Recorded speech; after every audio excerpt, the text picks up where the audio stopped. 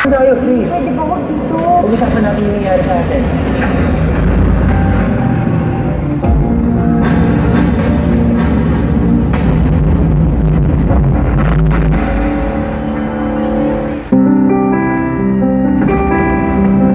Miss, huwag ka dito, madumi dito, miss.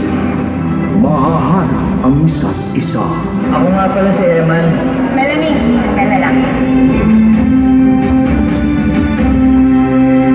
Sinong ama niyang dinadala mo? Pasensya na po, pero hindi ko po pwedeng sabihin sa inyo. Panindigan ang isa't isa. Sabihin mo nga sa akin kung sino nakadisgrasya sa'yo, kundi ka magbitan tayo. Tama na mo. Huwag niyo pong saktan si Melanie. Aaminin ko na po.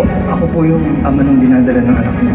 Umayas ka sa harap ko! Ngayon mo lang kinalap ng babae niya dito pagkatapos na yun, buntis na. Paano mo bubuhayin yan? Ikaw, pinindot lang yung sweldo mo. Tapos may tinutustusan ka pa dito. Subalit hanggang kailan? Ayoko ipako sa iyo yung mga problema ko. Lahat yan. Kakayanin ko.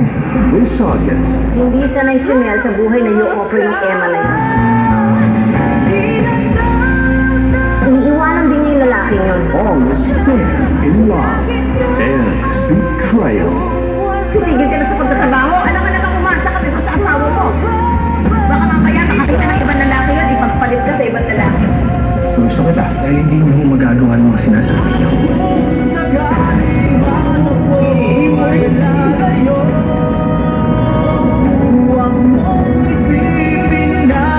My Faithful Husband. Simula August 10 sa GMA Dalamaban. Mga kapuso, please